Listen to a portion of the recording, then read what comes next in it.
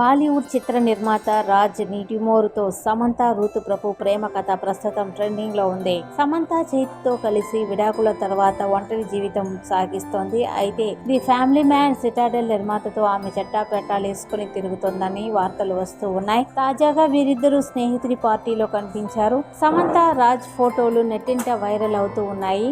రాజ్ నిడిమోరు నిర్మిస్తున్న రక్త Brahmand web series లో సమంత ప్రధాన పాత్రలో కనిపిస్తోంది. ఇంకా నందిని రెడ్డి దర్శకత్వం వహించే కొత్త తెలుగు చిత్రంలో కూడా సమంత నటిస్తోంది. ఫ్యామిలీ మ్యాన్ 2 సిరీస్ నుంచి ఇద్దరి మధ్య స్నేహం మొదలైందని, దీంతో తరచూ ఎక్కడ చూసినా జంటగా కనిపించడంతో ఈ వార్తలకు బలం చేకూరుస్తోంది. గత కొన్ని రోజులుగా ప్రేమ కథలపై వస్తున్న వార్తలు జోరందుకోవడంతో అటు సమంత గానీ ఇటు రాజ్ కానీ క్లారిటీ ఇవ్వడం లేదు.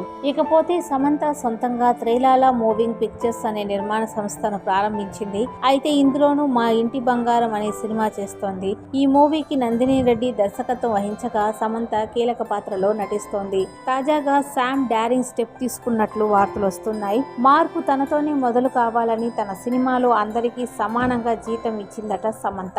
ఎలాంటి తేడాలు లేకుండా అందరినీ సమంత సమానంగా చూస్తుందని, ఇప్పటి వరకు ఇలా ఎవరూ చేయలేదని నందిని రెడ్డి చెప్పుకొచ్చారు. పురుష స్త్రీ నటులకు సమానంగా జీతాలు ఇచ్చింది సమంతనేనని నందిని రెడ్డి వెల్లడించింది.